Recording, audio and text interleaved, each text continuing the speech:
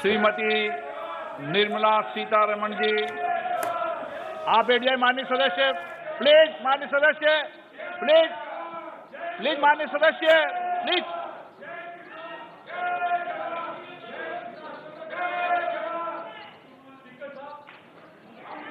धन्यवाद जी।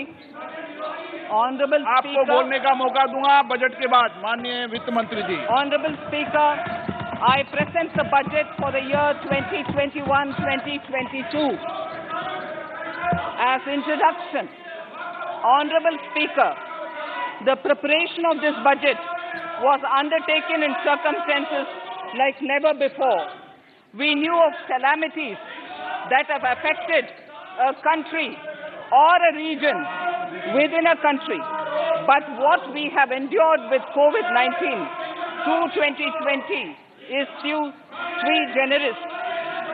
When I presented the budget 2020-2021, we could not have imagined that the global economy, already in throes of a slowdown, would be pushed into an unprecedented contraction.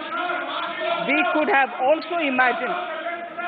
not have also imagined then that our people, as those in other countries, would have to endure the loss of near and dear ones and suffer hardships brought about due to a health crisis. The risk of not having a lockdown was far too high. Within 48 hours of declaring a 3-week-long complete lockdown, the Prime Minister announced the Pradhan Mantri Garib Kalyan Yojana, valued at 2.76 lakh crores, that provided free food grain to 800 million people, free cooking gas for 80 million families for months, and cash directly to over 400 million farmers, women, elderly, the poor, and the needy. Even as a large section of citizens stayed home, milk, vegetables, fruit suppliers, health and sanitary workers, truck drivers, railways and public transport workers, bank employees, electricity workers, annadatas, police, firemen and the armed forces all had to go about their work as normal, but with the additional anxiety of the virus hanging over them. We recognize this, and I think I speak on behalf of everybody in this august House when I express my heartfelt gratitude to these men and women for how they were able to carry out their work and duty to provide for the nation's basics over those crucial months. Speaker, sir, for public good, honourable members of Parliament and members of legislative assemblies too offered their salaries. In May 2020, the government announced the Atmanirbhar Bharat package. To sustain the recovery further into the year, we also rolled out 2 more Atmanirbhar packages, 2 and 3. Total financial impact of all the Atmanirbhar Bharat packages, including measures taken by the RBI, was estimated to be about 27.1 lakh crores, which amounts to more than 13% of our GDP. As a government, we kept a watch on the situation and were proactive in our responses. The government, led by the Prime Minister, stretched its resources to deliver for most vulnerable sections of our society, the poorest of the poor, the Dalits, the tribals, the elderly, the migrant workers, and our children. The Pradhan Mantri Garib Kalyan Yojana, the 3 Atmanirbhar packages, and announcements made later were like 5 mini budgets in themselves. The Atmanirbhar packages accelerated our pace of structural reforms, redefinition of MSMEs, commercialization of the mining sector, agriculture and labour reforms, privatization of public sector undertakings, one nation, one ration card, production-linked incentive schemes are some of the notable reforms carried out during this period. Faceless income tax assessment, DBT, and financial inclusion are the others. Today, India has 2 vaccines available, and has begun medically safeguarding not only her own citizens against COVID-19, but also those of 100 or more countries. It is added comfort to know that 2 or more vaccines are also expected soon. Honorable Prime Minister launched the vaccination drive by crediting and thanking our scientists. We are ever grateful for the strength and rigor of their efforts. Having said that, we are all reminded time and again that our fight against COVID-19 continues into 2021. Now, just as it happened after the 2 world wars, there are signs that the political, economic, and strategic relations in the post-COVID world are changing. This moment in history is the dawn of a new era, one in which India is well poised to truly be the land of promise and hope. I borrow the words of Rabindranath Tagore. Faith is the bird that feels the light and sings when the dawn is still dark. Faith is the bird that feels the light and sings when the dawn is still dark. In this spirit, I can't help but recall the joy that we as cricket-loving nation felt after the Team India's recent spectacular success in Australia. It has reminded us of all the qualities that we as a people, particularly our youth, epitomize of having abundant promise and the unsuppressed thirst to perform and to succeed. Today, data shows that India now has one of the lowest death rate of 112 per million population and one of the lowest active cases of about 130 per million. This has laid the foundation to the revival we are seeing now in the economy. This budget will be the first of this new decade. This budget will also be a digital budget, and that has happened with all your support. So far, only 3 times has a budget followed a contraction in the economy. All such contractions earlier were as a result of situations typical to India. This time, the contraction in our economy is due to a global pandemic, just like in several other countries. Having said that, I want to confidently state that our government is fully prepared to support and facilitate the economy's reset. This budget provides every opportunity for our economy to raise and capture the pace that it needs for a sustainable growth. 2021 is the year of many important milestones for our history. I mention a few of these. It is the 75th year of independence, 60 years of Goa's accession to India, 50 years of the 1971 India-Pakistan War. It will be the year of the 8th census of independent India. It will also be India's turn at the BRICS presidency, the year for our Chandrayaan-3 mission, and the Haridwar Mahakumbh.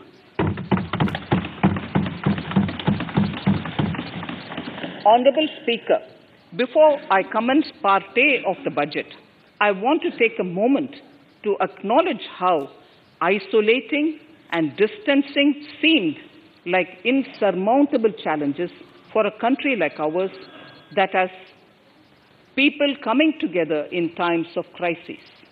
It hurts us in many ways. It hurt us in many ways. I bow my head in respect to every citizen for the endurance shown in facing what was an undeniably a tough year for all our physical and mental well-being. Part A. In Part A, I wish to lay a vision for Atmanirbhar Bharat.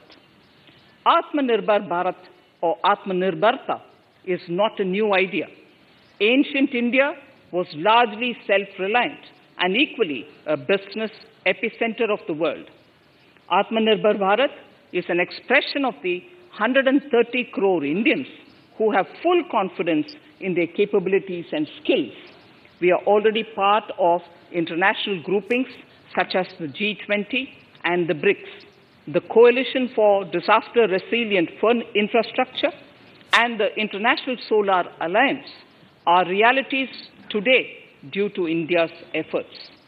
The proposals in Part A will further strengthen the Sankalp of Nation First, doubling farmers' income, strong infrastructure, healthy India, good governance, opportunities for youth, education for all, women empowerment, and inclusive development, among others.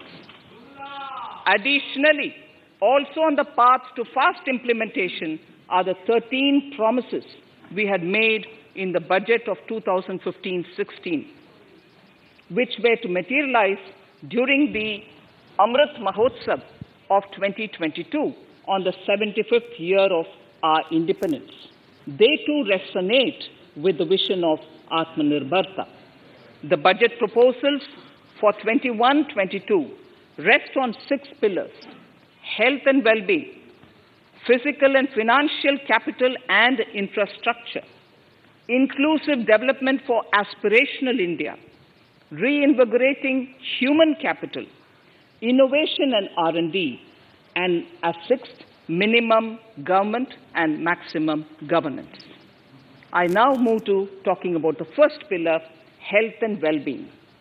Even at the outset, I would like to say that the investment on health infrastructure in this budget has increased substantially. Progressively, as institutions absorb more, we shall commit more. Taking a holistic approach to health, we focus on strengthening 3 areas: preventive, curative, and well-being. Health systems. A new centrally sponsored scheme, PM Atmanirbhar Swasth Bharat Yojana, will be launched with an outlay of about 64,180 crores over 6 years. This will develop capacities of primary, secondary, and tertiary care health systems, strengthen existing national institutions, and create new institutions to cater to detection and cure of new and emerging diseases. This will be in addition to the National Health Mission.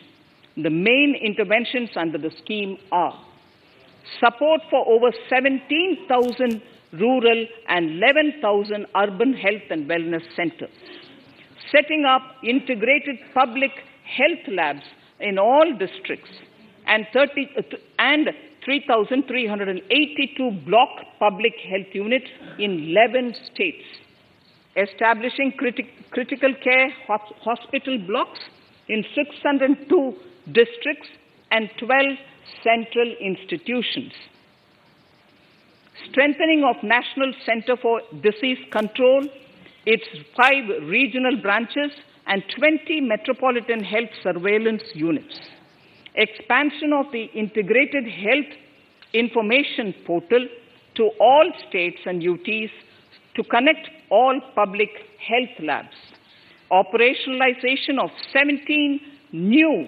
public health units, and strengthening of 33 existing public health units at points of entry, that is, at 32 airports, 11 seaports, and 7 land crossings, setting up of 15 health emergency operations centers and 2 mobile hospitals, and setting up of a National Institution for One Health, a regional research platform for WHO, World Health Organization, Southeast Asia Region Office, 9 biosafety level 3 laboratories, and 4 regional national institutes for virology.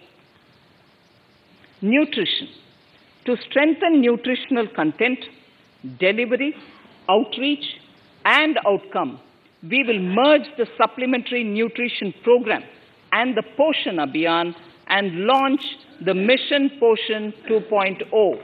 We shall adopt an intensified strategy to improve nutritional outcomes across 112 aspirational districts. Universal coverage of water supply. The World Health Organization has repeatedly stressed the importance of clean water, sanitation, and clean environment as a prerequisite to achieving universal health. The Jal Jeevan Mission Urban will be launched. It aims at universal water supply in all 4,378 urban local bodies with 2.86 crores household tap connections as well as liquid waste management in 500 Amrit cities. It will be implemented over 5 years with an outlay of 2,87,000 crores.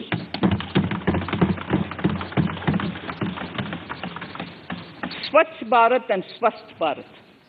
For further Swachhata of urban India, we intend to focus on complete fecal sludge management and wastewater treatment, source segregation of garbage, reduction in single-use plastic, reduction in air pollution by effectively managing waste from construction and demolition activities, and bioremediation of all legacy dump sites. The Urban Swachh Bharat Mission 2.0 will be implemented with a total financial allocation of 1,41,678 crores over a period of 5 years from 2021. Clean air. To tackle the burgeoning problem of air pollution, I propose to provide an amount of 2,217 crores of rupees for 42 urban centers with a million-plus population in this budget. Scrapping policy. We are separately announcing, Honorable Speaker, a voluntary vehicle scrapping policy to phase out old and unfit vehicles. This will help in encouraging fuel-efficient, environment-friendly vehicles, thereby reducing vehicular pollution and oil import bills. Vehicles would undergo fitness tests in automated fitness centers after 20 years in case of personal vehicles and after 15 years in case of commercial vehicles. Details of the scheme will be separately shared by the ministry. Vaccines. The pneumococcal vaccine, a made-in-India product, is presently limited to only 5 states. It will be rolled out across the country. This will avert more than 50,000 child deaths annually. Honorable Speaker, I have provided 35,000 crores of rupees for COVID-19 vaccines in this year 21-22. I am committed to provide further funds if required. So the budget outlay for health and well-being is 2,23,846 crores in this BE 21-22 as against the BE of only 94,452 crores, and it marks an increase of 137%. The details of the same are at Annexure 1 of the speech. Honorable Speaker, I now move to the second pillar, physical and financial capital and infrastructure. Atmanirbhar Bharat, production-linked incentive schemes are things which I would like to place an emphasis. For a $5 trillion economy, our manufacturing sector has to grow in double digits on a sustained basis. Our manufacturing companies need to become an integral part of global supply chains, possess core competence and cutting-edge technology.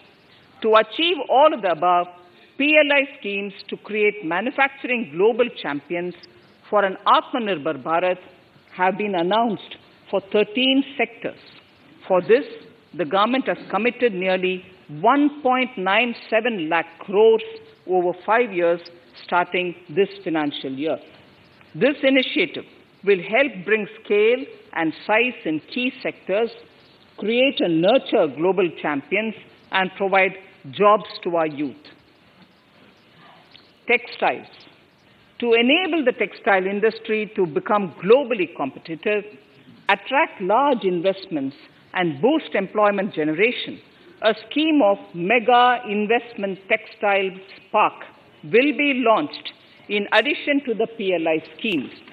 This will create world-class infrastructure with plug-and-play facilities to create global champions in exports. 7 textile parks will be established over 3 years.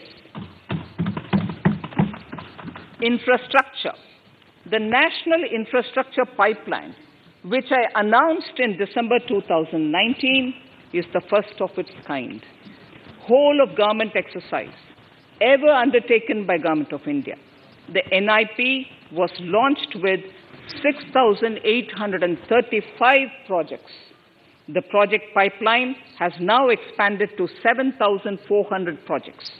Around 217 projects worth rupees 1.10 lakh crores under some key infrastructure ministries have been completed.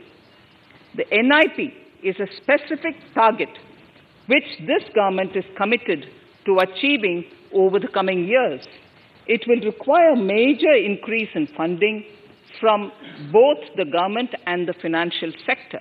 In this budget, I propose to take concrete steps to do this in 3 ways. Firstly, by creating the institutional structures.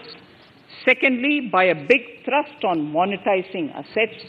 And thirdly, by enhancing the share of capital expenditure in central and state budgets. Infrastructure needs long-term debt financing.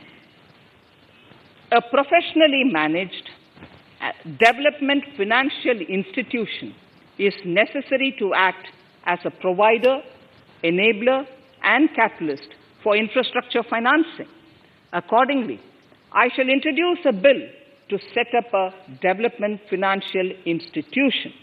I have provided a sum of 20,000 crore rupees to capitalize this institution. The ambition is to have a lending portfolio of at least 5 lakh crores for this DFI within 3 years' time. Debt financing of InvITs and rates by foreign portfolio investors will be enabled by making suitable amendments in the relevant legislations. This will further ease access of finance to InvITs and rates, thus augmenting funds for infrastructure and real estate sectors. Asset monetization. Monetizing operating public infrastructure. Monetizing operating public infrastructure assets is a very important financing option for new infrastructure construction. A national monetization pipeline of potential brownfield infrastructure assets will be launched. An asset monetization dashboard will also be created for tracking the progress and to provide visibility to investors. Some important measures in the direction of monetization are National Highways Authority of India and the PGCIL each have sponsored one InvIT that will attract international and institutional investors. 5 operational roads with an estimated enterprise value of 5,000 crores of rupees are being transferred to the NHAI InvIT. Similarly, transmission assets of value 7,000 crores will be transferred to the PGCIL InvIT. Railways will monetize dedicated freight corridor assets for operations and maintenance after commissioning.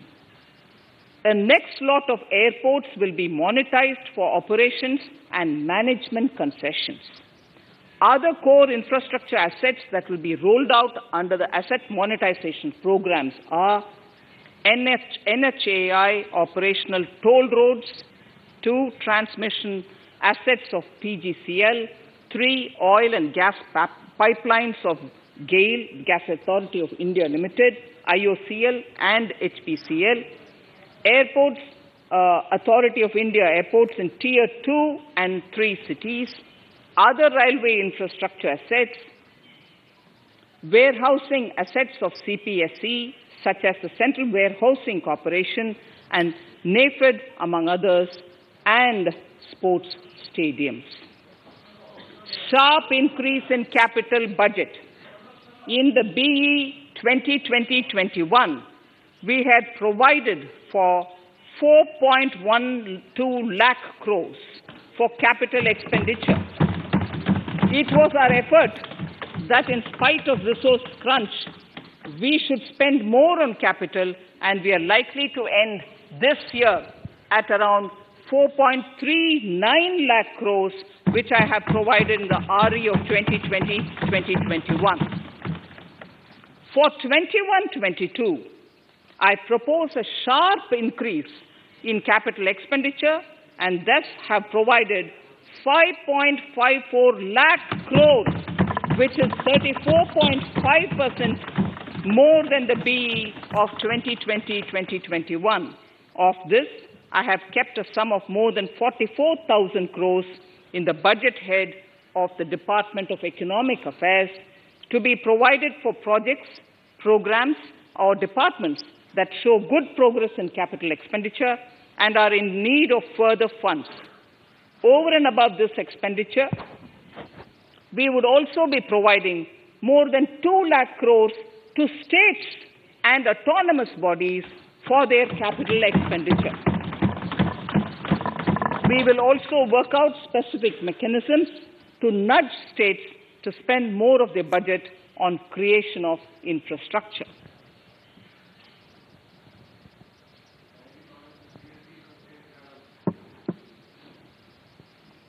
Roads and highways infrastructure. More than 13,000 kilometer length of roads at a cost of 3.3 lakh crores has already been awarded under the 5.35 lakh crores Bharatmala Pariyojana project, of which 3,800 kilometers have been constructed. By March 2022, we would be awarding another 8,500 kilometers and complete an additional 11,000 kilometers of national highway corridors. To further augment road infrastructure, more economic corridors are also being planned. Some are 3,500 kilometers of national highway works in the state of Tamil Nadu at an investment of 1.03 lakh crores. These include Madurai-Kollam corridor, Chittoor-Tachur corridor, and construction will start next year. Second, 1,100 kilometers of national highway works in the state of Kerala at an investment of 65,000 crores, including 600 kilometer section of Mumbai-Kanyakumari corridor in Kerala. Third, 675 kilometers of highway works in the state of West Bengal at a cost of 25,000 crores, including upgradation of existing road Kolkata-Siliguri.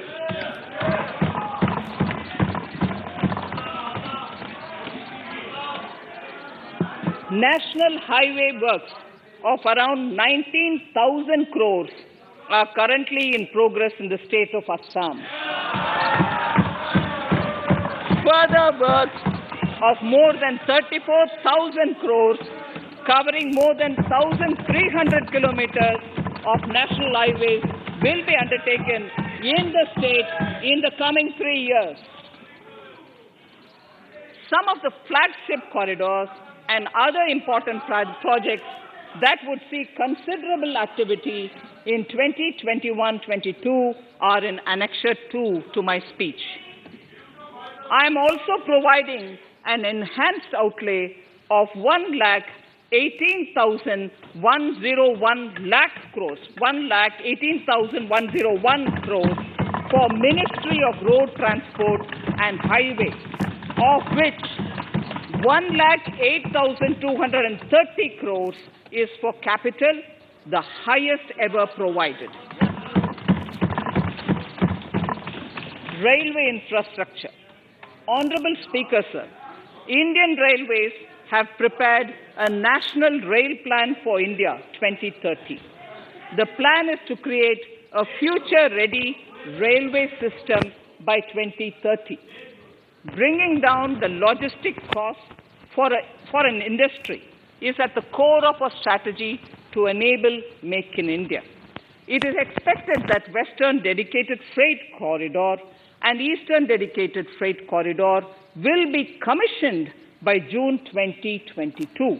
The following additional initiatives are also proposed. The Sonnagar-Gomo sections, 263 kilometers of Eastern Dedicated Freight Corridor, will be taken up in PPP mode in this year itself. Gomo-Dankuni section of 274.3 kilometers will be also taken up shortly in short succession.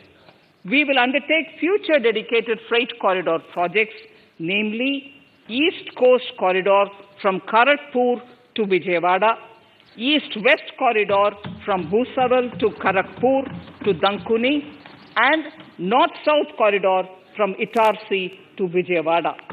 Detailed project reports will be undertaken in the first phase. Broad gauge route kilometers, RKM as I referred to, electrified is expected to reach 46,000 kilometers, 46,000 RKM. That is 72% by end of 2021 from 41,548 RKMs on 1st October 2020. 100% electrification of broad gauge routes will be completed by December 2023. For passenger convenience and safety, the following measures are being proposed. We will introduce the aesthetically designed Vista Dome LHB coach on tourist routes to give better travel experience to passengers. The safety measures undertaken in the past few years have borne results. To further strengthen this effort, high-density network and highly utilized network routes of Indian Railways will be provided with an indigenously developed automatic train protection system that eliminates train collision due to human error.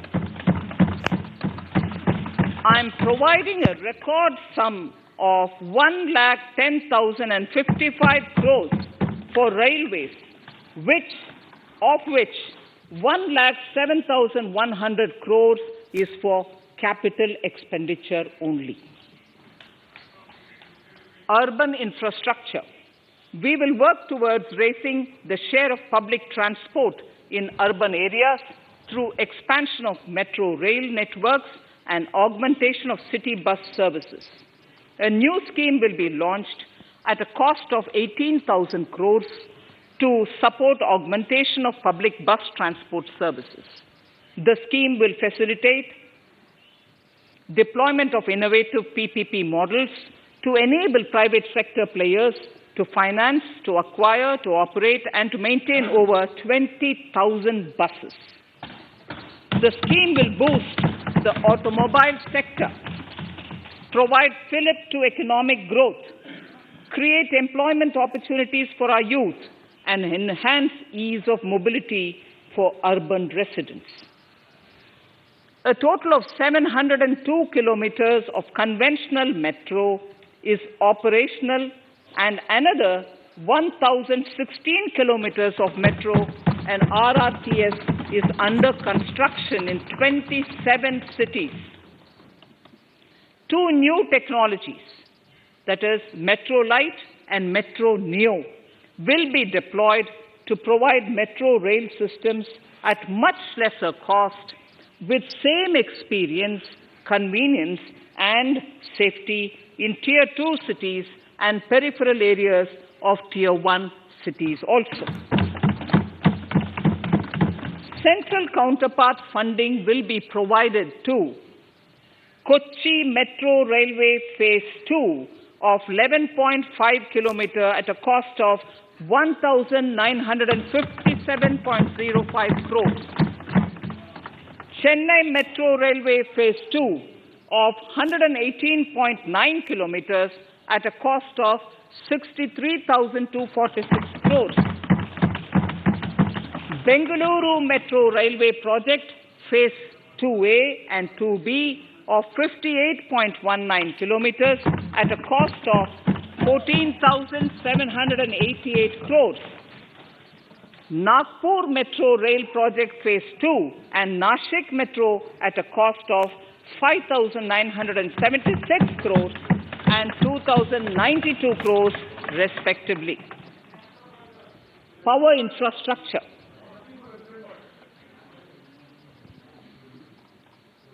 The past 6 years have seen a number of reforms and achievements in power sector.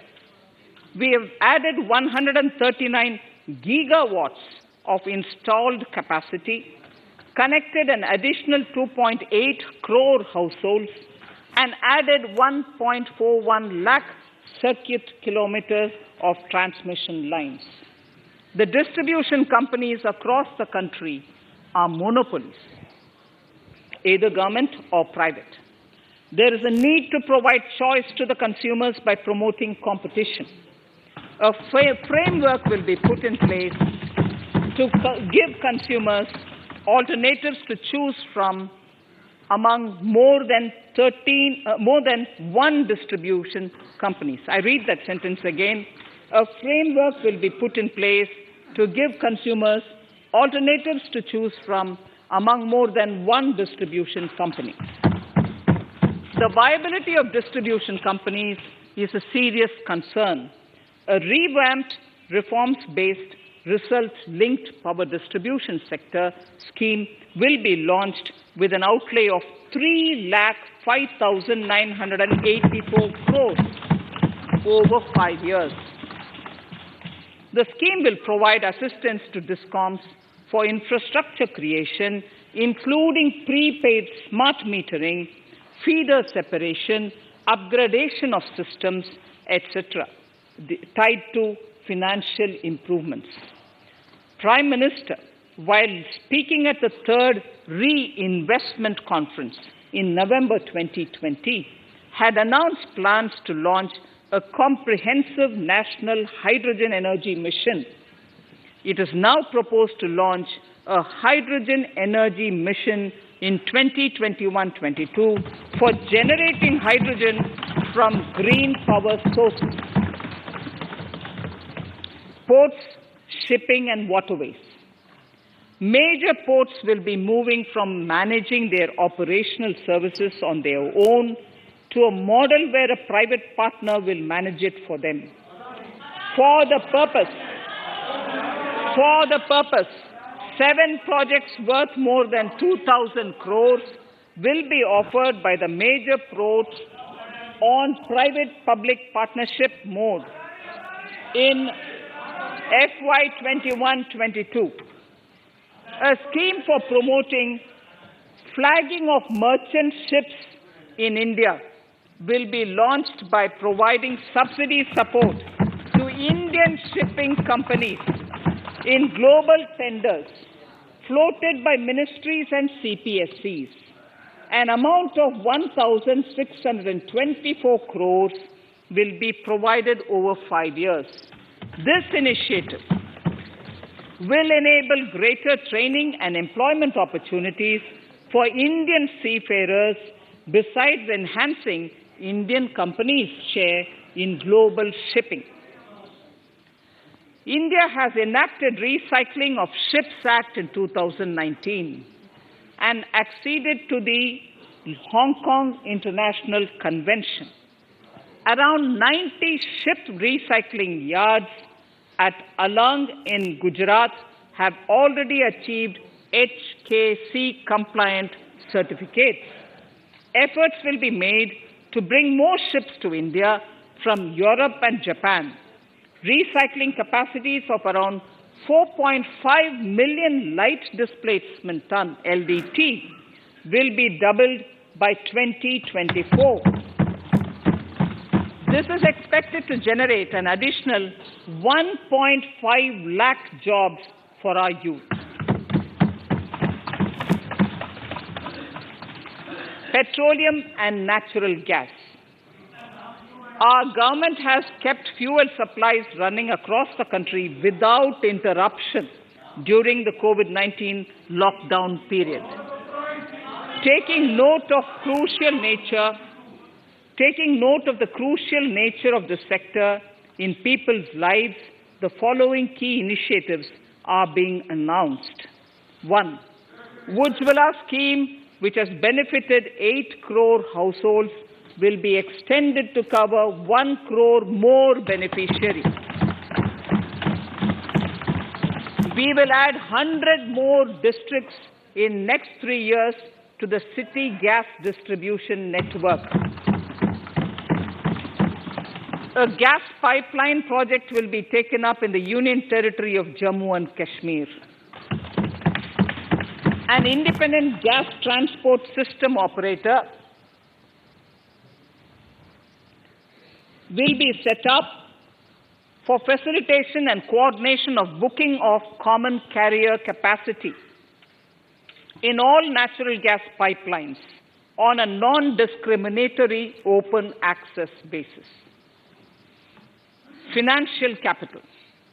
I propose to consolidate the provisions of the SEBI Act 1992, Depositories Act 1996, Securities Contracts Regulation Act 1956, and Government Securities Act 2007 into a rationalized single securities markets code. The government would support the development of a world-class fintech hub at the GIFT IFSC.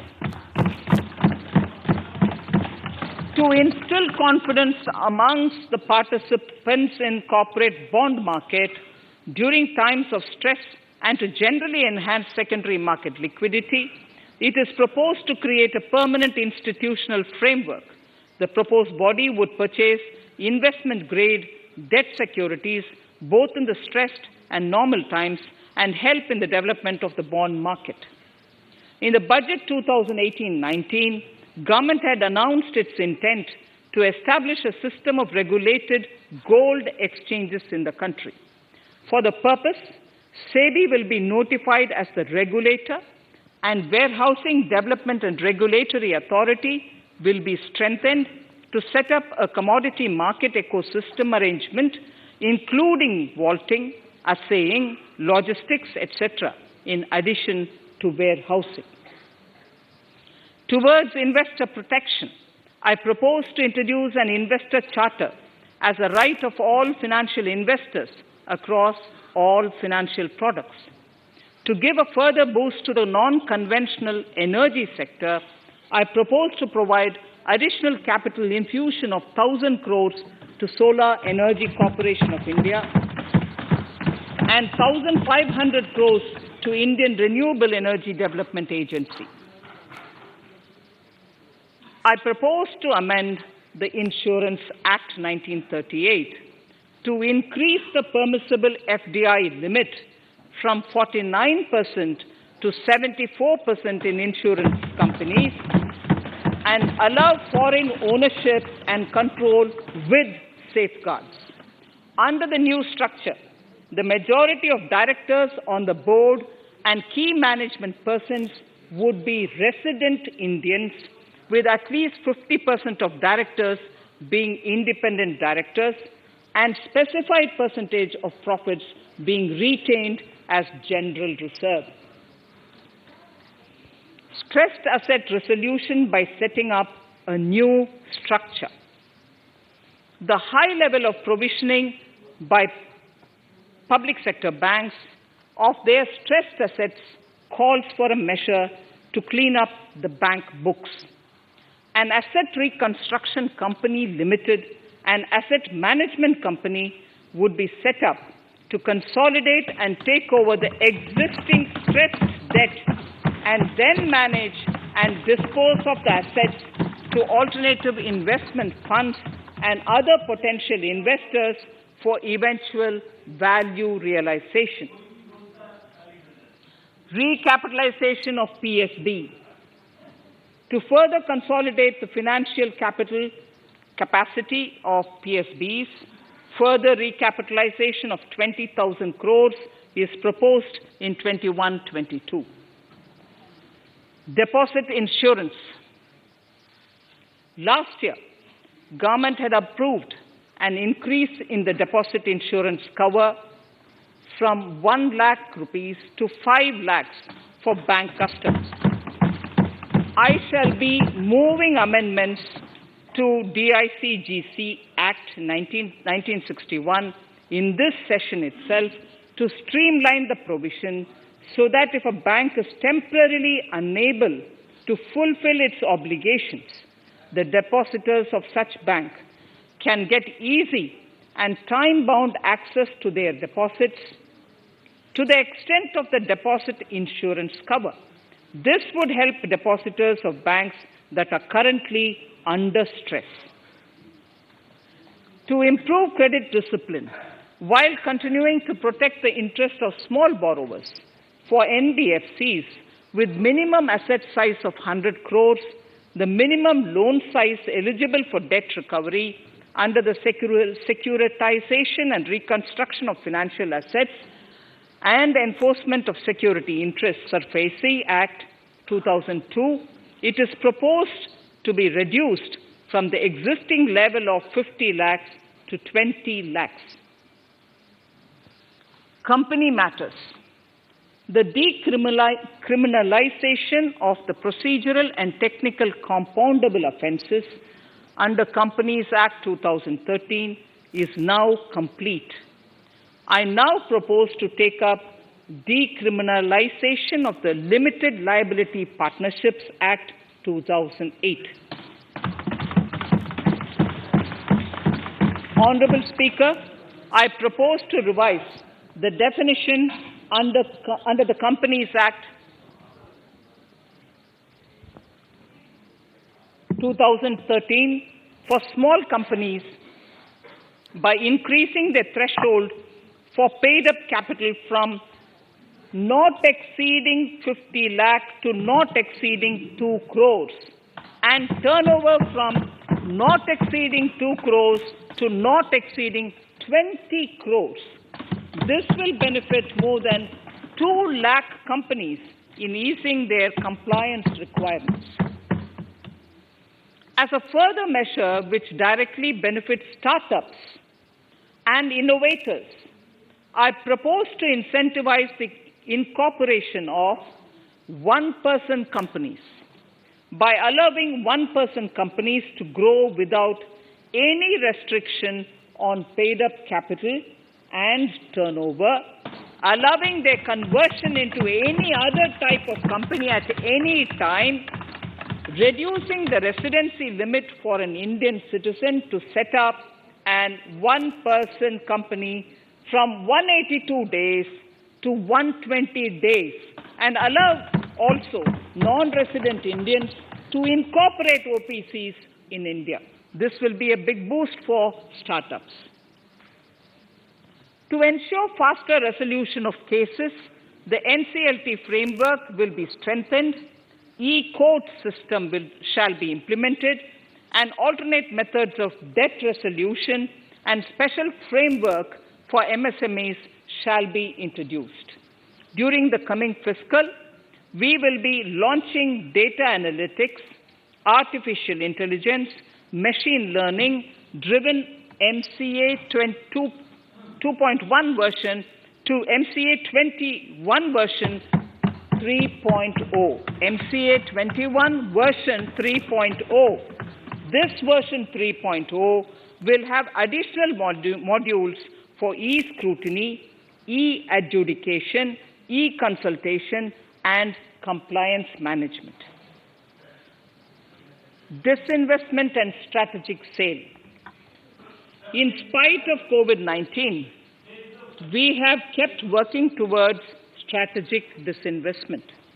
A number of transactions, namely BPCL, Air India, Shipping Corporation of India, Container Corporation of India, IDBI Bank, Bharat Earth Movers Limited, Pavan Hans, Neelachal Ispat Nigam Limited, among others, would be completed in 21-22. Other than IDBI Bank, we propose to take up the 2 public sector banks and 1 general insurance company in the year 21-22. This would require legislative amendments, and I propose to introduce the amendments in this session itself. In 21-22, we would also bring the IPO of LIC, for which I am bringing the requisite amendments in this session itself. In the Atmanirbhar package, I had announced that we will come out with a policy of strategic disinvestment of public sector enterprises. I'm happy to inform the House that the government has the government has approved the said policy. The policy provides a clear roadmap for disinvestment in all non-strategic and strategic sectors. We have kept 4 areas that are strategic, where bare minimum CPSEs will be maintained and rest privatized. In the remaining sectors of all CPSEs will be privatized. The main highlights of the policy are mentioned in Annexure 3. To fast forward the disinvestment policy, I'm asking NITI to work out on the next list of centre public sector companies that would be taken up for strategic disinvestment. To similarly incentivize states to take to disinvestment of their public sector companies, we will work out an incentive package of central funds to states. Idle assets will not contribute to Atmanirbhar Bharat. The non-core assets largely consist of surplus land with government ministries and departments and public sector enterprises. Monetizing of land can either be by way of direct sale or concession or by similar means. This requires special abilities, and for this purpose, I propose to use a special purpose vehicle in the form of a company that would carry out this activity. In order to ensure timely completion of closure of sick or loss-making CPSEs, we will introduce a revised mechanism that will ensure timely closure of such units. I have estimated 1,75,000 crores as receipts from disinvestment in BE 21-22.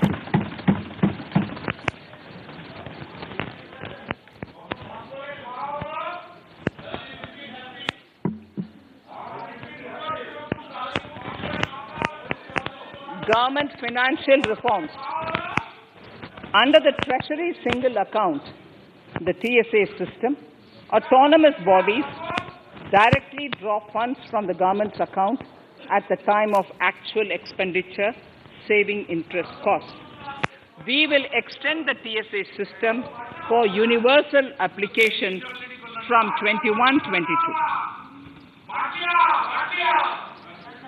On the recommendation of the 15th Finance Commission, we have undertaken a detailed exercise to rationalize and bring down the number of centrally sponsored schemes. This will enable consolidation of outlays for better impact. The government is committed to the development of multi-state cooperatives and will provide all support to them. To further streamline the ease of doing business for cooperatives, I propose to set up a separate administrative structure for them. So the third pillar of Atmanirbhar Bharat, inclusive development for aspirational India. Honorable Speaker, sir, under this pillar, I will cover agriculture and allied sectors, farmers' welfare and rural India, migrant workers and labour, and financial inclusion. Agriculture. Our government is committed to the welfare of farmers. The MSP regime has undergone a sea change to assure price that is at least 1.5 times the cost of production across all commodities.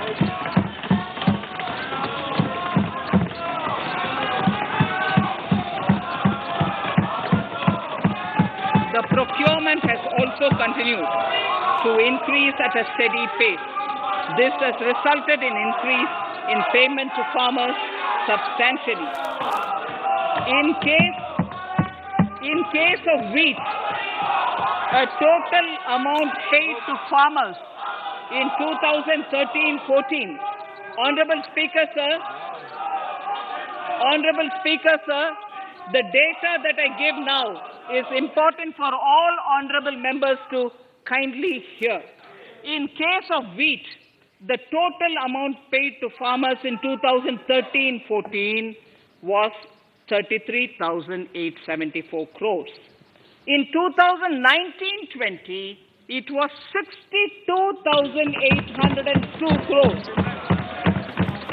And even better, Honorable Speaker, in 2020-2021, this amount paid to farmers was 75,060 crores.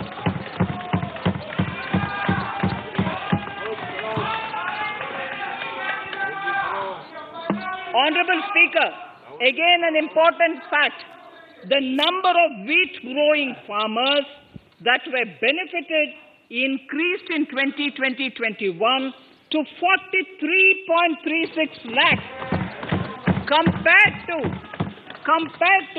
35.57 lakhs in 2019-20. That much of an increase within 1 year. For paddy, again an important data. For paddy, the amount paid in 2013-14 was 63,928 crores. In 2019-20, this increased to 1,41,930 crores. Even better, in 2020-2021,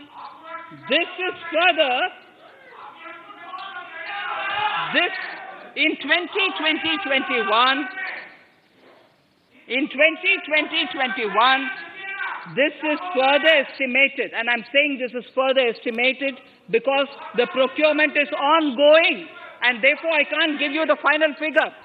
This is further estimated to increase to 1,72,752 crores. The number of farmers benefited increased from 1.24 crores in 2019-20 to 1.54 crores in 2020-21. In the same way, Honorable Speaker, sir, in the case of pulses, the amount paid in 2013-14 was 236 crores.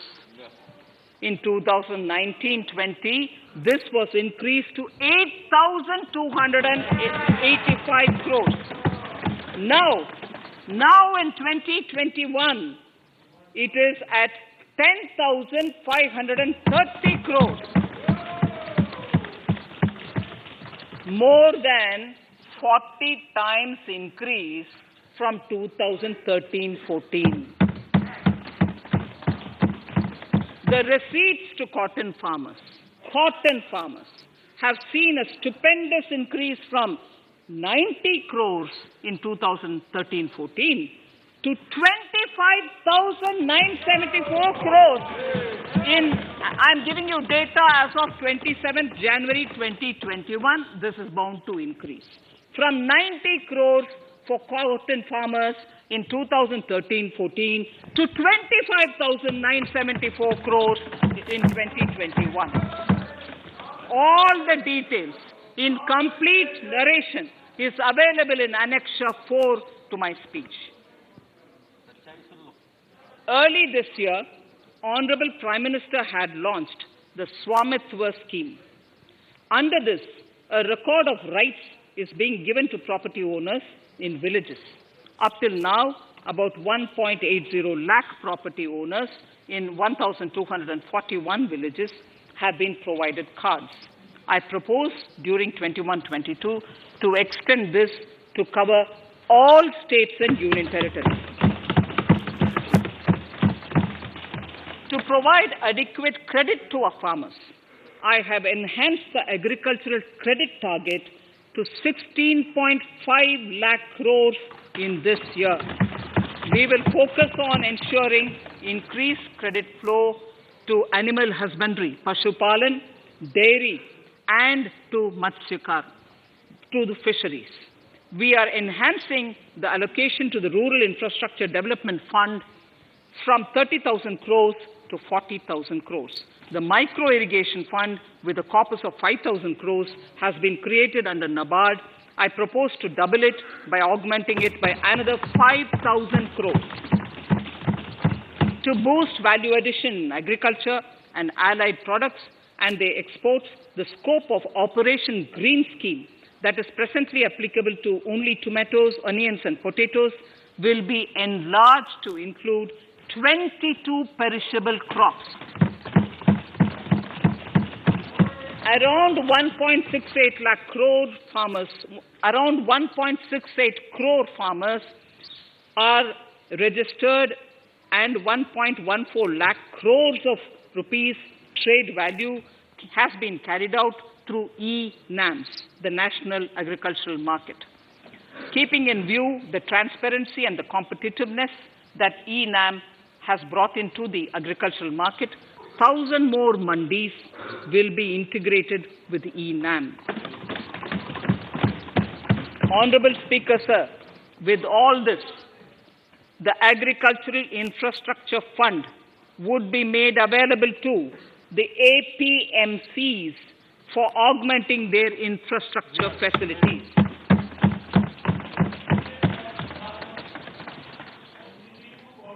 Fisheries. I am proposing substantial investments in the development of modern fishing harbors and fish landing centers.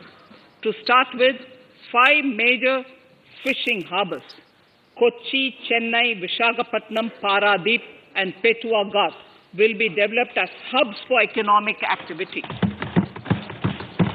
We will also develop inland fishing harbors and fish landing centers along the banks of rivers and waterways. Seaweed farming is an emerging sector with potential to transform the lives of coastal communities. It will provide large-scale employment and additional incomes.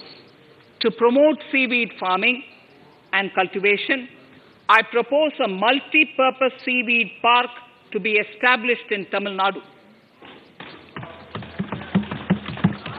Migrant workers and laborers. We have launched the One Nation, One Ration Card scheme, through which beneficiaries can claim their rations anywhere in the country. Migrant workers in particular benefit from the scheme. Those staying away from their families can partially claim their ration where they are stationed, while their family in their native places can claim the rest. I am happy to inform you that One Nation, One Ration Card plan is under implementation by 32 states and union territories, reaching about 69 crore beneficiaries. That's a total of 86% beneficiaries covered. The remaining 4 states and UTs will be integrated in the next few months. To further extend our efforts towards the unorganized labor force, migrant workers in particular, I propose to launch a portal that will collect relevant information on gig workers, building and construction workers, among others. This will help formulate health, housing, skill, insurance credit, and food schemes for all migrant workers. We will conclude a process that began 20 years ago with the implementation of the 4 labor codes. For the first time globally, social security benefits will be extended to gig and platform workers.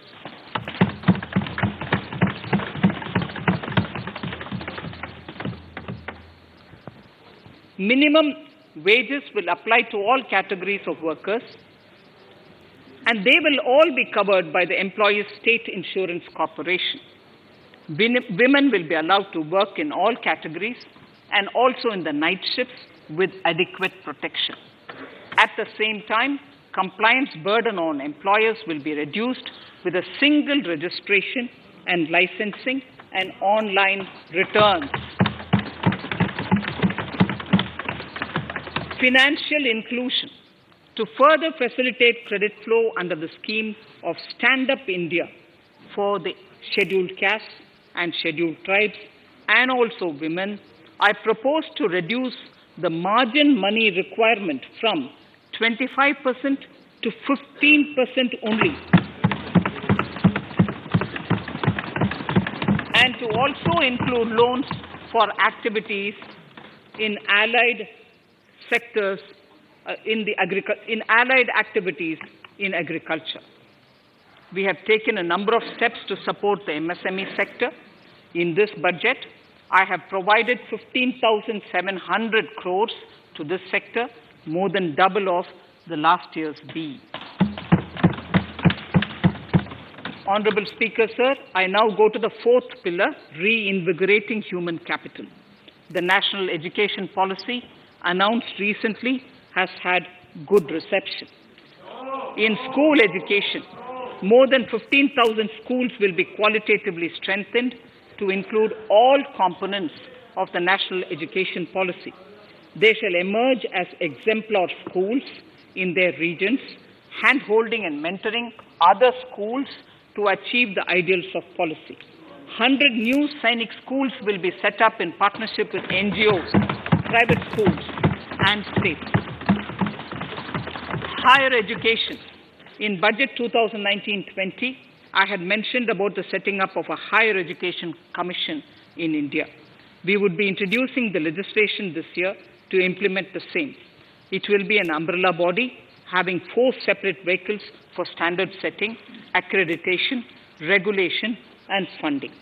Many of our cities have various institutions, universities, and colleges supported by the Government of India. Hyderabad, for example, has about 40 major institutions. In 9 such cities, we will create a formal umbrella structure so that these institutions can have better synergy while also retaining their internal autonomy. A glue grant will be set aside for this purpose. For accessible higher education in Ladakh, I propose to set up a central university in Leh.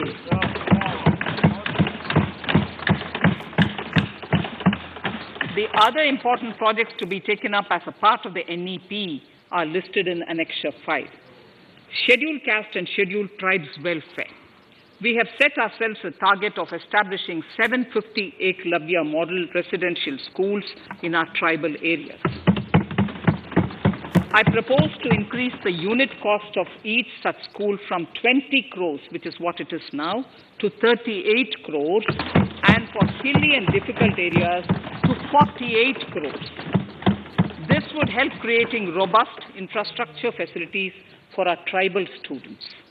We have revamped the post-metric scholarship scheme for the welfare of scheduled caste students. I have also enhanced the central assistance in this regard. We are allotting 35,219 crores for 6 years till 25-26 to benefit 4 crores scheduled caste students. Skilling. In 2016, we had launched the National Apprenticeship Promotion Scheme. The government proposes to amend the Apprenticeship Act with a view to further enhancing apprenticeship opportunities for our youth. We will realign the existing scheme of National Apprenticeship Training Scheme for providing post-education apprenticeship training of graduates and diploma holders in engineering. Over 3,000 crores will be provided for this purpose. An initiative is underway, Honorable Speaker, in partnership with the United Arab Emirates to benchmark skill qualifications, assessment and certification, accompanied by the deployment of certified workforce. We also have a collaborative training intertraining program between India and Japan to facilitate transfer of Japanese industrial and vocational skills, techniques and knowledge. We will take forward this initiative with many more countries also.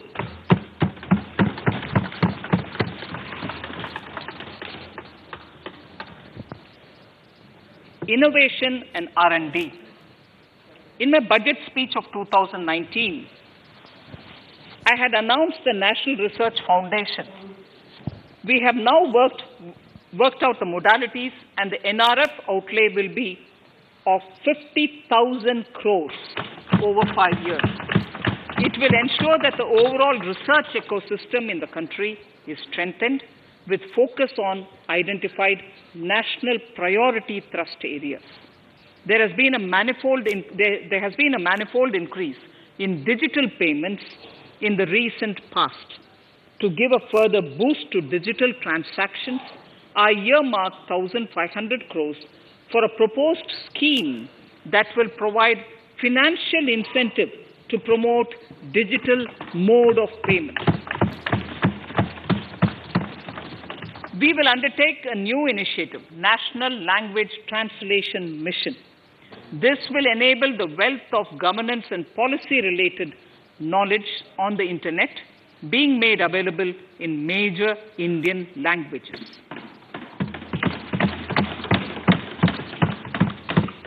The new Space India Limited, a PSU, under the Department of Space, will execute the PSLV CS-51 launch, carrying the Amazonia satellite from Brazil, along with a few smaller Indian satellites.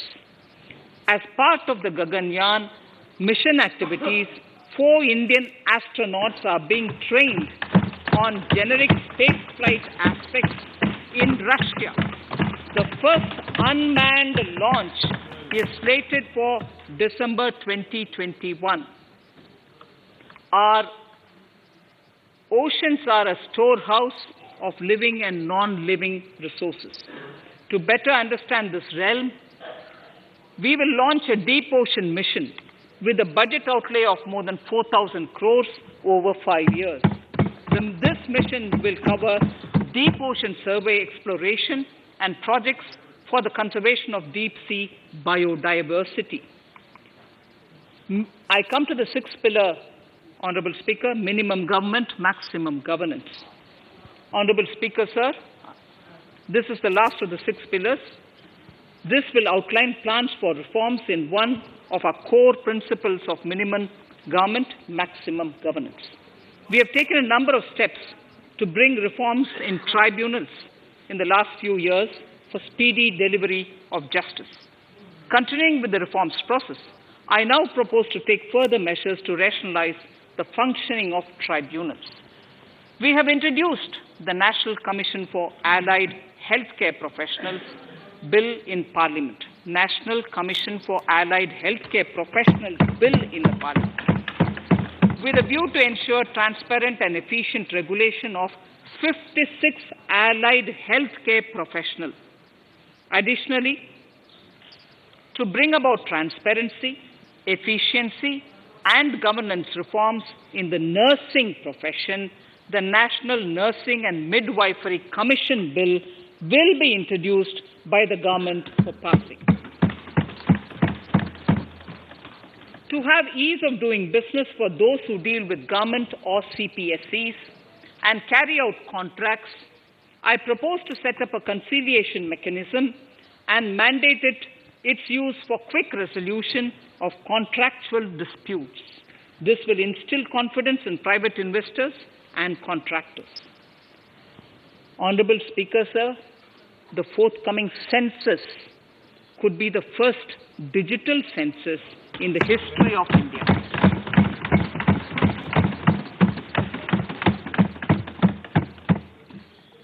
For this monumental milestone marking task, I have allocated 3,768 crores in this year, 21-22.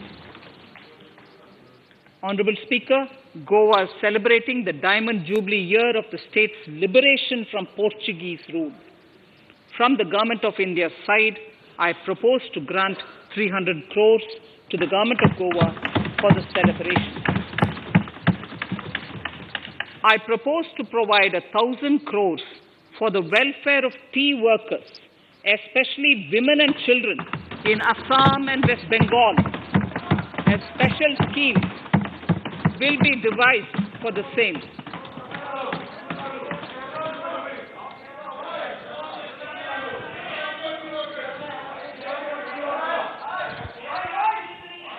Fiscal position. Fiscal position. In these last few paragraphs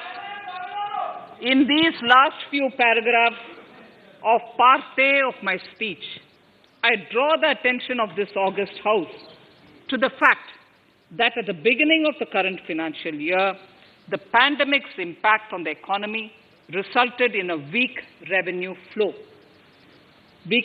inflow. This was combined with high expenditure to provide essential relief to vulnerable sections of the society, especially the poor, the women, scheduled castes, and scheduled tribes.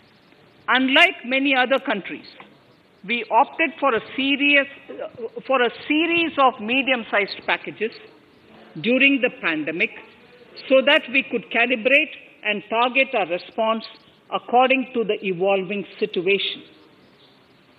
Once the health situation stabilized and the lockdown was being slowly lifted, we switched to ramping up government spending so as to revive domestic demand. As a result, against an original BE expenditure of 30.42 lakh crores for 2020-21, our RE estimates are 34.50 lakhs. 30.42 now within the year going up to 34.5 lakh crores. We have maintained quality of expenditure. The capital expenditure estimated in the RE is 4.39 lakh crores as against 4.12 lakh crores in the BE stage. So the beginning of the year, we had marked only 4.12 lakh, whereas it is 4.39 lakh crores as we end the year. Fiscal deficit in RE 2020-2021 is pegged at 9.5% of the GDP.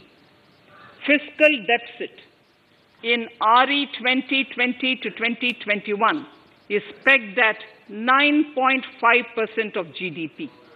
We have funded this through government borrowings, multilateral borrowings, small saving funds, and short-term borrowings. We would need another 80,000 crores, for which we would be approaching the market in these 2 months. We would be needing another 80,000 crores, for which we would be approaching the markets in these 2 months. To ensure that the economy is given the required push, our BE estimates for expenditure in 21-22 are 34.83 lakh crores.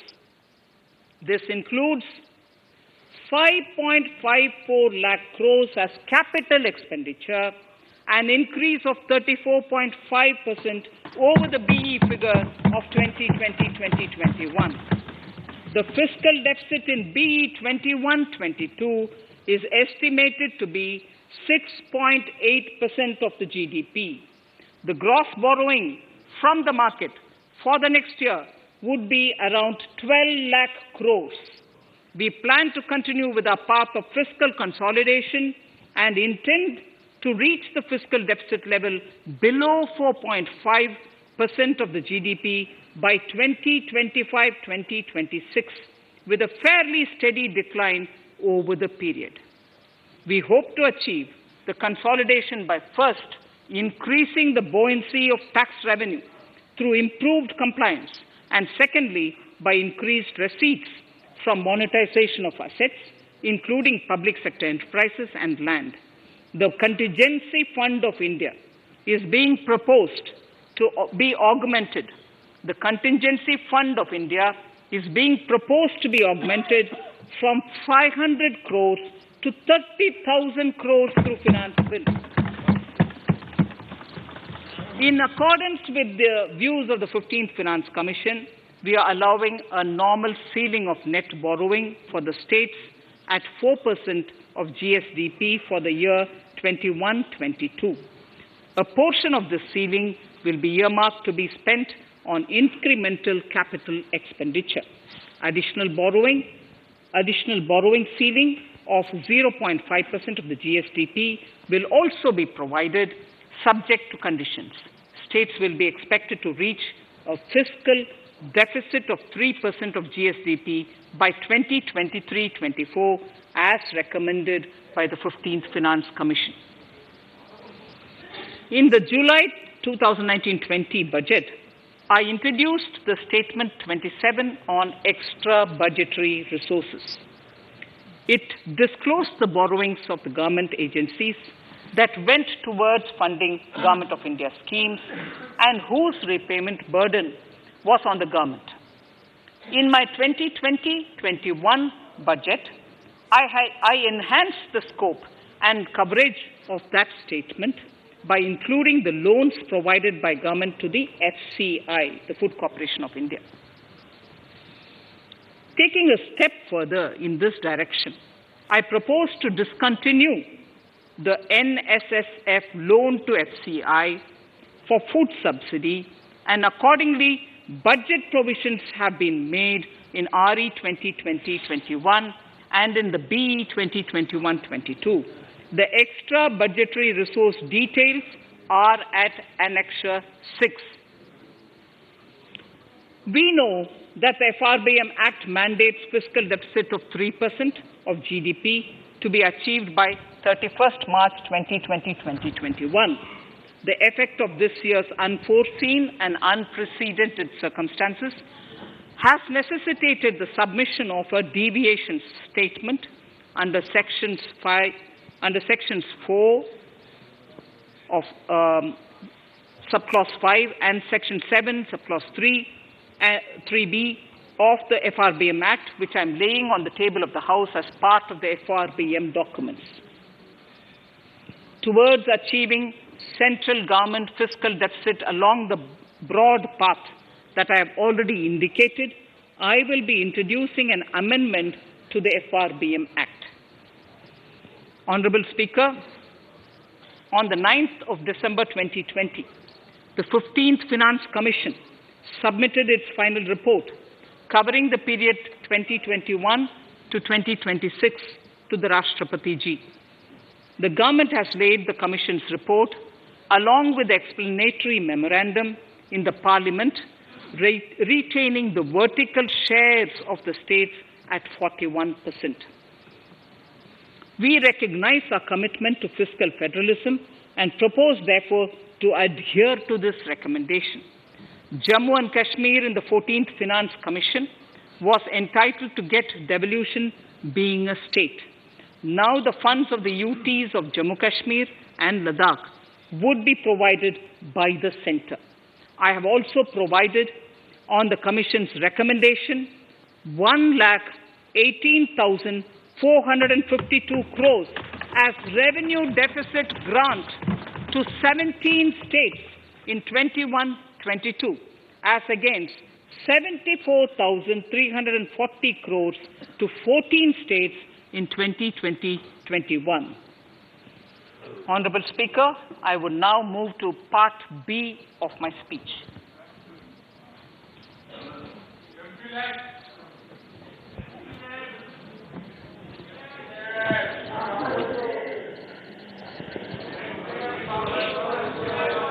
Honorable Speaker, the world is facing a serious challenge of the pandemic and its aftershock. In these trying times, when many economies are struggling to revive, our people and our industry have exhibited remarkable resilience. As I mentioned already, post-pandemic, a new world order seems to be emerging, one in which Asia is poised to occupy a prominent position, and India will have a leading role therein. In this scenario, our tax system has to be transparent, efficient, and should promote investments and employment in our country. At the same time, it should put minimum burden on our taxpayers. I borrow the words of Thiruvalluvar, the saint. Yetralum, Eatalum, Kathalum, Katha Vaguthalum, Nalla Valladarasu. A king or a ruler is the one who creates and acquires wealth, protects and distributes it for common good. Tirukkural. Direct tax proposals. Keeping this in mind, the words of Tirukkural, our government introduced a series of reforms in the direct tax system for the benefit of our taxpayers and the economy. Few months prior to the pandemic, in order to attract investments, we slashed our corporate tax rate to make it among the lowest in the world. The dividend distribution tax too was abolished. The burden of taxation on small taxpayers was eased by increasing rebates. In 2020, the return filers saw a dramatic increase to 6.48 crores from 3.31 crores in 2014. In the direct tax administration, we had recently introduced the faceless assessment and faceless appeal. I now seek to take further steps to simplify the tax administration, ease compliance, and reduce litigation. Relief to senior citizens. I begin my direct tax proposals by offering my pranam to our senior citizens. Many of them, despite having foregone several basic necessities of their own, have strived to build our nation. Now in the 75th year of independence of our country, when we continue our endeavor with renewed vigor, we shall reduce compliance burden on our senior citizens who are 75 years of age and above. For senior citizens who only have pension and interest income, I propose exemption from filing their income tax returns.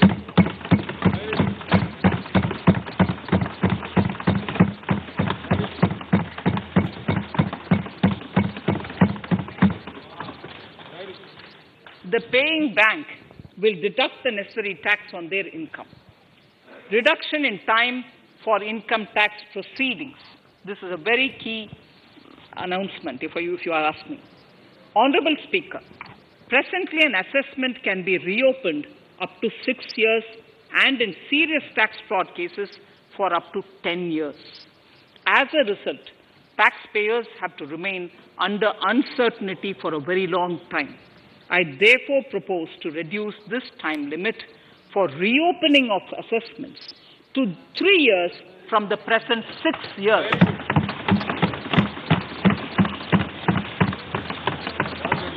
In serious tax evasion cases too, only where there is evidence of concealment of income of 50 lakh or more in a year. In serious tax evasion cases too, only where there is evidence of concealment of income of 50 lakh or more in a year can the assessment be reopened up to 10 years. Even this reopening can be done only after the approval of the Principal Chief Commissioner, the highest level of Income Tax Department. Setting up the Dispute Resolution Committee. Honorable Speaker, It has been the resolve of this government to reduce litigation, which mars the present taxation system. The government came out with the direct taxation Vivad Se Vishwas scheme to give taxpayers an opportunity to settle long-pending disputes and be relieved to further strain on their time and resources. The response from taxpayers has been the best ever, as over 110,000 taxpayers have already opted to settle tax disputes of over 85,000 crores under the scheme. To further reduce litigation for small taxpayers, I propose to constitute a dispute resolution committee for them, which will be faceless to ensure efficiency, transparency and accountability. Anyone with a taxable income up to 50 lakh and disputed income up to 10 lakh shall be eligible to approach the committee. Faceless IT-AT. For ease of compliance and to reduce discretion, we are committed to make the taxation processes faceless. The government has already introduced faceless assessment and appeal this year. The next level of income tax appeal is the Income Tax Appellate Tribunal. I now propose to make this tribunal faceless. We shall establish a national faceless Income Tax Appellate Tribunal Center. All communication between the tribunal and the appellant shall be electronic. Where personal hearing is needed, it shall be done through video conferencing. Relaxations to NRI. When non-resident Indians return to India, they have issues with respect to their accrued incomes in their foreign retirement accounts.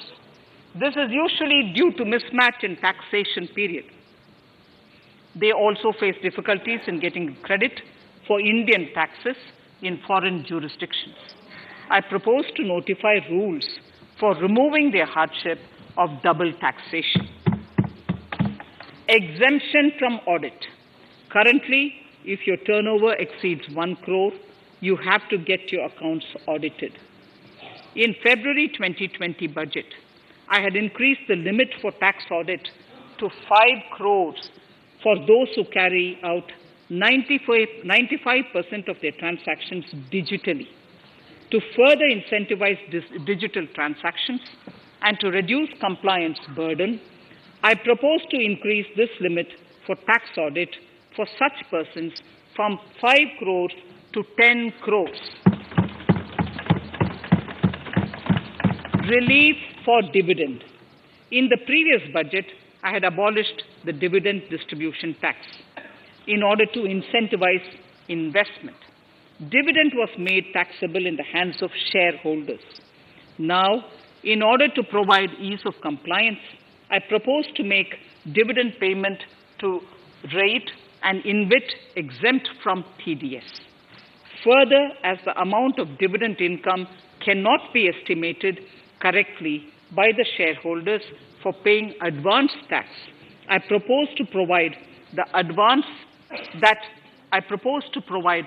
that advance tax liability on dividend income shall arise only after the declaration or payment of dividend. Also, for the foreign portfolio investors, I propose to enable deduction of tax on dividend income at lower treaty rate. Attracting foreign investment into infrastructure sector. In the last budget, for attracting foreign investment in the infrastructure sector, we had granted 100% tax exemption, subject to certain conditions, to foreign sovereign wealth funds and pension funds on their income from investment in Indian infrastructure. We have noticed that few of such funds are facing difficulties in meeting some of the conditions.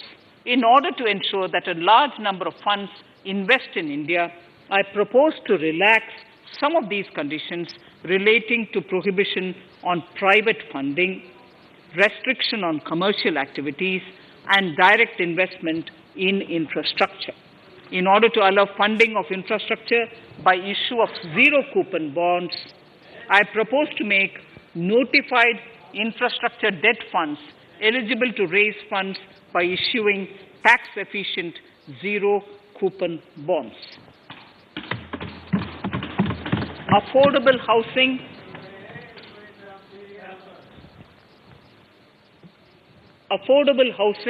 and rental housing. This government sees housing for all and affordable housing as priority areas. In July 2019 budget, I provided an additional deduction of interest amounting to 1.5 lakh for loan taken to purchase an affordable house. I propose to extend the eligibility of this condition by one more year to 31st March 2022. The additional deduction of 1.5 lakh shall therefore be available for loans taken up to 31st March 2022 for the purchase of affordable houses. Further, to keep up the supply of affordable houses, I propose that the affordable housing projects can avail a tax holiday for one more year till 31st March 2022. These are available now for projects also. We are committed to promote supply of affordable rental housing for migrant workers. For this, I propose to allow tax exemption for notified affordable rental housing projects. Tax incentives to IFSC. As I mentioned in Part A of this speech, the government is committed to making the International Financial Services Center in GIFT City a global financial hub. In addition to the tax incentives already provided, I propose to include, among others, tax holiday for capital gains for aircraft leasing companies, tax exemption for aircraft lease rentals paid to foreign lessors, tax incentive for relocating foreign funds in the IFSC, and to allow tax exemption to the investment division of foreign banks located in the IFSC. Pre-filling of returns. Honorable Speaker, in order to ease compliance for the taxpayer, details of salary income, tax payments, TDS, etc., already come pre-filled in income tax returns. To further ease filing of returns, details of capital gains from listed securities, dividend income, and interest from banks, post office, etc., will also be now pre-filled. Relief to small trusts. We hope to reduce compliance burden on small charitable trusts running educational institutions and hospitals. So far, there is a blanket exemption to such entities whose annual receipt does not exceed 1 crore of rupees. I now propose to increase this amount to 5 crores.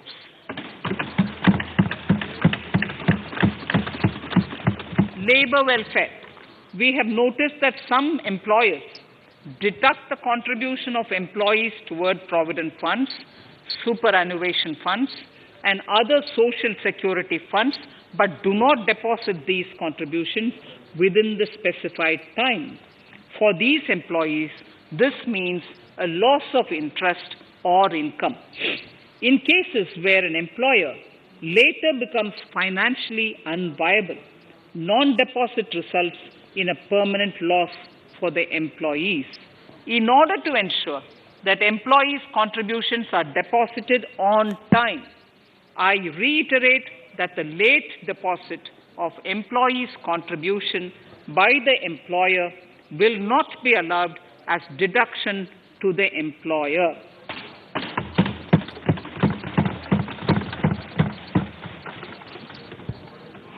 Incentives for startups. In order to incentivize startups in the country, I propose to extend the eligibility for claiming tax holiday for startups by one more year, till 31st March 2022. Further, in order to incentivize funding for the startups, I propose to extend the capital gains exemption for investment in startups by one more year, till 31st March 2022. Sir, I now come to indirect tax proposals. GST. Before I come to my indirect tax proposals, I would like to appraise the House on GST.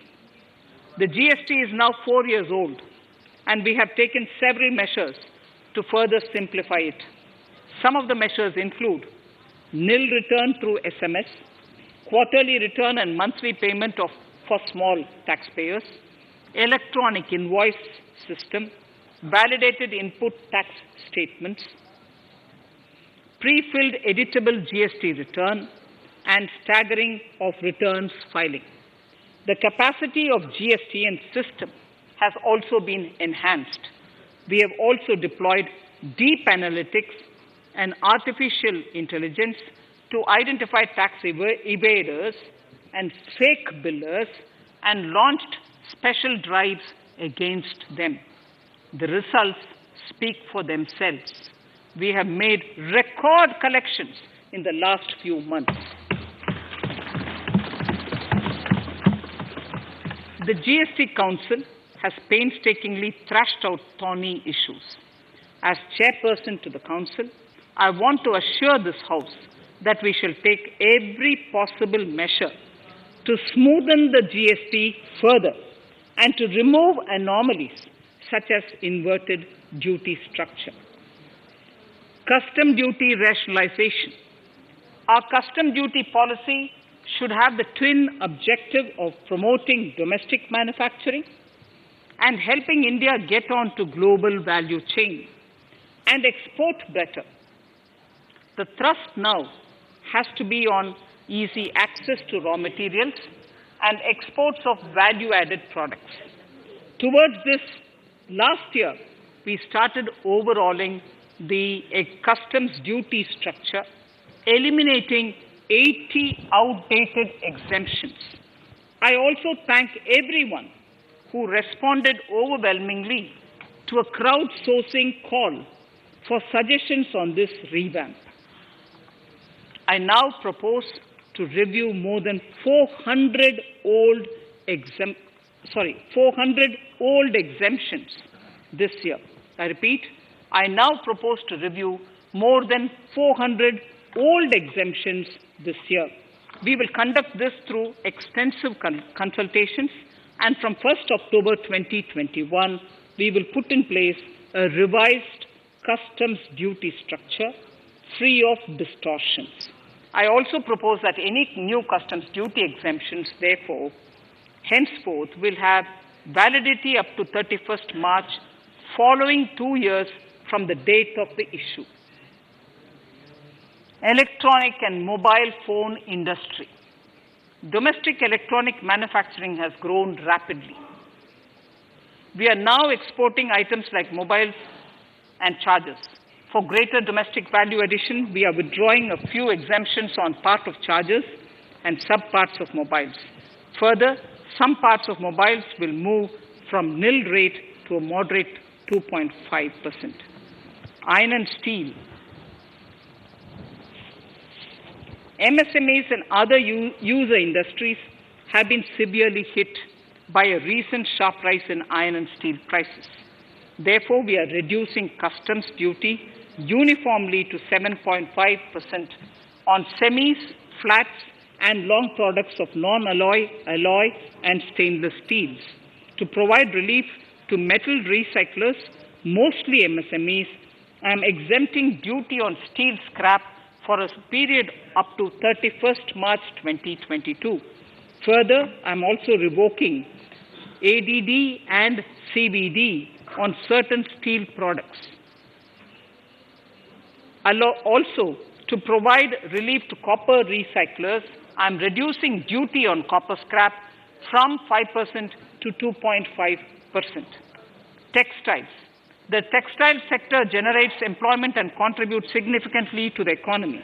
There is a need to rationalize duties on raw material inputs to man-made textiles. We are now bringing nylon chain on par with polyester and other man-made fibers. We are uniformly reducing the BCD rates on caprolactam, nylon chips, nylon fiber, and yarn to 5%. This will help the textile industry, MSMEs, and also overall exports. Chemicals. We have calibrated customs duty rates on chemicals to encourage domestic value addition and to remove inversions. Apart from other items, we are reducing customs duty on naphtha to 2.5% to correct inversion. Gold and silver presently attract a basic customs duty of 12.5%. Since the duty was raised from 10% in July 19, prices of precious metals have risen sharply. To bring it closer to previous levels, we are rationalizing customs duty on gold and silver. Renewable energy. In Part A, we have already acknowledged that solar energy has huge promise for India. To build up domestic capacity, we will notify a phased manufacturing plan for solar cells and solar panels. At present, to encourage domestic production, we are raising duty on solar inverters from 5% to 20% and on solar lanterns from 5% to 15%. Capital equipment and auto parts. There is immense potential in manufacturing heavy capital equipment domestically. We will comprehensively review the rate structure in due course. However, we are revising duty rates on certain items immediately. We propose to withdraw exemptions on tunnel boring machine. It will attract a customs duty of 7.5% and its parts a duty of 2.5%. We are raising customs duty on certain auto parts to 15% to bring them on par with general rate on auto parts. MSME products. We are proposing certain changes to benefit MSMEs. We are increasing duty from 10 to 15% on steel screws and plastic builder wares. On prawn feed, we increase it from 5 to 15%. We are rationalizing exemption on import of duty-free items as an incentive to exporters of garments, leather, and handicraft items. Almost all of these items are made domestically by our MSMEs. We are withdrawing exemption on imports of certain kinds of leathers as they are domestically produced in good quantity and quality, mostly by MSMEs. We are also raising customs duty on finished synthetic gemstones to encourage domestic processing. Agriculture products to benefit farmers. We are raising customs duty on cotton from nil to 10%, on raw silk and silk yarn from 10 to 15%. We are also withdrawing end-use-based concession on denatured ethyl alcohol. Currently, rates are being uniformly calibrated to 15% on items like maize, bran, rice bran, oil cake, and animal feed additives. There is an immediate need to improve agricultural infrastructure so that we produce more while also conserving and processing agricultural output efficiently. This will ensure enhanced remuneration for our farmers. To earmark resources for this purpose, I propose an agricultural infrastructure and development cess on a small number of items. However, while applying this cess, we have taken care not to put additional burden on consumers on most items. Rationalization of procedures and easing of compliance. For their judicious application, we propose certain changes in the provisioning related to ADD, anti-dumping duty, and CVD, countervailing duty levies. To complete customs investigation, we are prescribing definite timelines. In 2020, we rolled out the Turant Customs Initiative, which brought in faceless, paperless, and contactless customs measures. With effect from September 2020, we have implemented a new procedure for administration of rules of origin. This has helped in putting a check on misuse of FTAs. The specific details of direct and indirect tax changes proposed are listed in the annexure to my speech. Honorable Speaker, sir, with these words, I commend the budget to this august House. Thank you.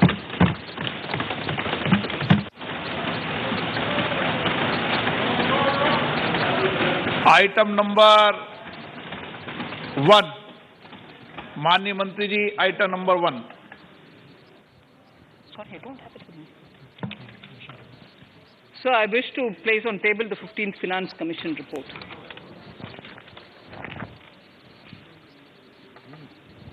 Item number 3. Mani Mantri ji. So I wish to lay on the table the following statements under Section 3(1) of the Fiscal Responsibility and Budget Management Act 2003, the medium-term fiscal policy cum fiscal policy strategy statement and macroeconomic framework statement.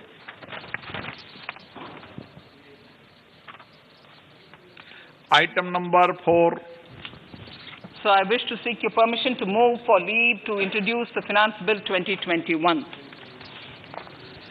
प्रश्न ये कि विधेयक को पुनर्स्थापित करने की अनुमति प्रदान की जाए। जो सदस्य इसके पक्ष में हाँ कहें, जो सदस्य इसके विरोध में ना कहें। मेरे विचार में निर्णय हाँ वालों के पक्ष में हुआ, हाँ वालों के पक्ष हुआ।